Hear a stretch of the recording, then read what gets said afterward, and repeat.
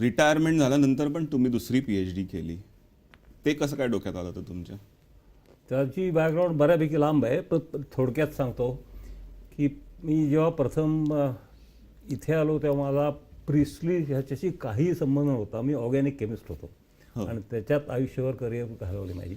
पण एक असा प्रसंग आला की आमचे पहिले जे मराठी इथले नाना आपटे आणि त्यांच्या बायको त्यांच्या सौ गेल्या आणि त्या जाण्यापूर्वी त्यांना 1 महिनाच फक्त दिला होता. तर त्यांनी मला फोन केला सिडनीहून की तुम्ही तू वाटेल ते कर, पण माझे शेवटच्या गोष्टी हे तू करायला पाहिजे, अंतिम, कारण इथे दुसरं कुणी नाही आहे आणि तुला पाहिजे तसं शिकून घे. माझे इथे गुरु होते, म्हणजे तेही मधुकाका दातार 70 साली इथे आले.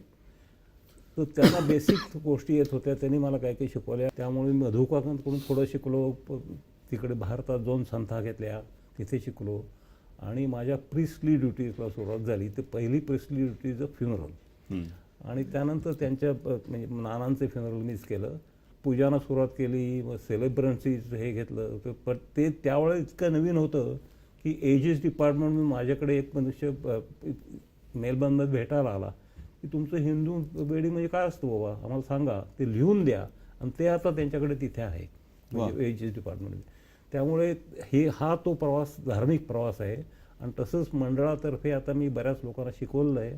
त्यामुळे सत्यनारायण पूजा वगैरे या गोष्टी, वास्तुशांती या गोष्टी खूप लोक करतात. मला आठवते आमच्या पहिल्या घराची वास्तुशांत तुम्ही दोघांनी केलेली आहे, त्याच्यामुळे तुम्ही अप्रेंटिस होता. तुम्ही अप्रेंटिस होता.